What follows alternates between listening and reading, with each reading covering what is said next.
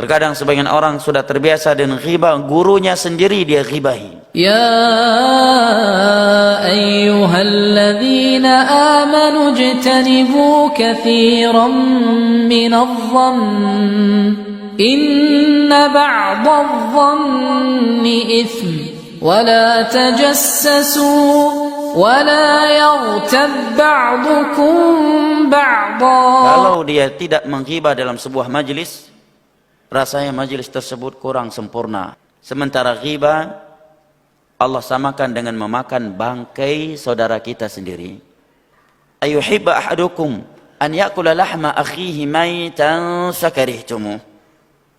Maukah kalian memakan bangkai saudara kalian sendiri? Tentu kalian akan membencinya. Ketika Nabi SAW dinaikkan ke langit Mi'raj, diperlihatkan kepada beliau sebagian penghuni neraka atau manusia yang diazab dalam kuburannya, lahum adfarun min nuhas. Mereka memiliki kuku-kuku dari timah. Yakhmishuna wujuhahum wa sudurahum. Dengan kuku-kuku mereka tersebut, mereka mencakar-cakar wajah dan dada-dada mereka sendiri. Melihat mereka dalam kondisi yang menakutkan dan mengerikan tersebut, Nabi bertanya kepada malaikat Jibril alaihi salam, "Man haula ya Jibril?" Wahai Jibril, siapakah mereka ini? Jibril pun menjawab, "Haula'i alladzina ya'kuluna luhuman nas wa yaqa'una fi a'radhihim." Mereka ini adalah orang-orang yang suka memakan bangkai daging saudara mereka sendiri dan yaqa'una fi a'radhihim, membicarakan kehormatan manusia. Dan Nabi SAW menyebutkan definisi ghibah dengan sabdanya, "Dzikru akhaka bima yakrah." Ketika Nabi berkata kepada para sahabatnya dalam hadis yang diriwayatkan oleh Imam Muslim dari Abu Hurairah radhiyallahu an, "Atadruna mal ghibah?" Tahukah kalian apa itu ghibah? Para sahabat menjawab, "Allah wa rasuluhu a'lam." Allah dan Rasulnya lah yang lebih mengetahui. Maka Nabi pun bersabda, "Dzikruka akhaka bima yakrah."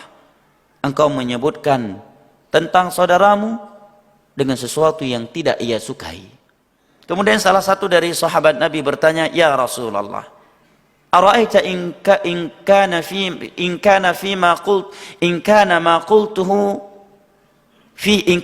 ma qultu?" Wahai Rasulullah, apa pandanganmu kalau yang saya bicarakan tersebut memang terjadi kepadanya? Memang benar dia korupsi, memang benar dia berzina, memang benar dia masuk ke diskotik, memang benar dia melakukan maksiat ini dan maksiat itu, benar ia lakukan. Maka Nabi jawab, "In kana fihi faqad ightabta wa in lam yakun faqad bahatta." Kalau kejelekan yang engkau sebutkan itu memang ia lakukan, maka itulah ghibah.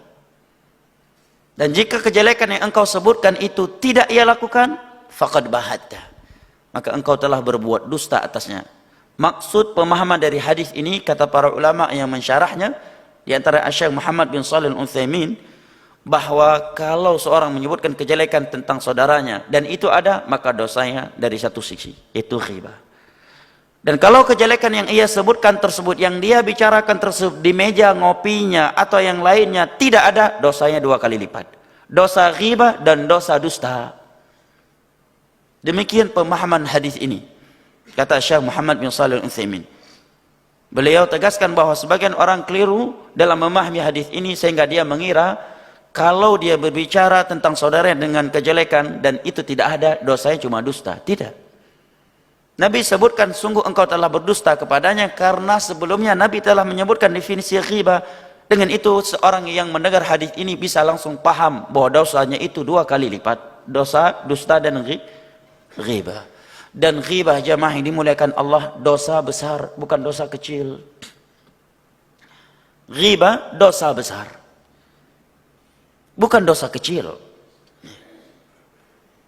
Bahkan kalau seorang sedang berpuasa melakukan ghibah, dapat menghilangkan pahala puasanya.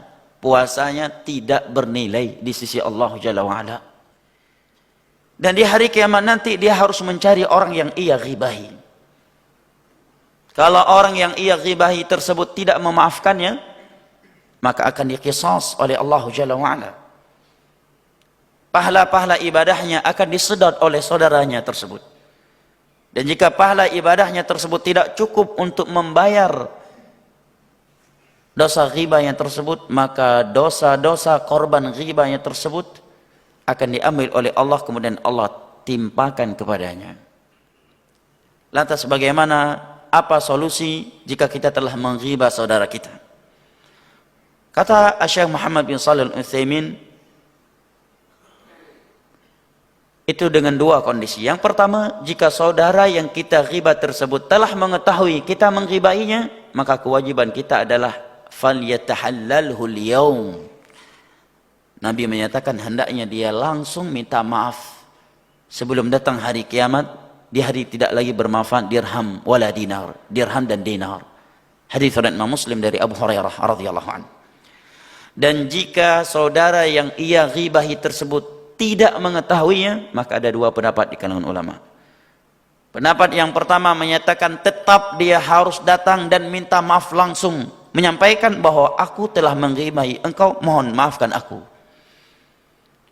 Pendapat yang kedua menyatakan bahwa cukup dia beristighfar kepada Allah, meminta ampunan untuk saudaranya tersebut kepada Allah. Karena khawatirnya kalau dia datang meminta maaf dan menyampaikan bahwa dirinya telah menghibahi orang tersebut, akan membuat suasana semakin buruk dan semakin tegang. Yang tadinya orang tersebut tidak marah kepadanya, bisa-bisa jadi marah saat itu. Kemudian juga kata para ulama, dia harus kembali membersihkan nama saudara yang telah ia ghibahi tersebut di tempat dia menghibahinya. Jadi masalah ghibah bukan masalah kecil, jemaah. Terkadang sebagian orang sudah terbiasa dengan ghibah, gurunya sendiri dia ghibahi. Gurunya sendiri ia ghibahi. Kemudian sebagian orang terlalu mudah dalam hal itu. Bahkan terkadang bahan yang dia gunai untuk menghibah adalah sesuatu yang tidak ada, atau sesuatu yang dia dengar dari orang lain, yang orang lain tersebut mendengarnya lagi dari orang lain, yang orang lain nomor dua tersebut mendengarnya tersebut dari orang lain yang nomor tiga, yang orang lain tersebut mengucapkan, memberitakan sesuatu tersebut hasil tafsir dia sendiri dari sikap atau ucapan seseorang yang ia ghibahi. Masalah ghibah masalah besar, jemaah.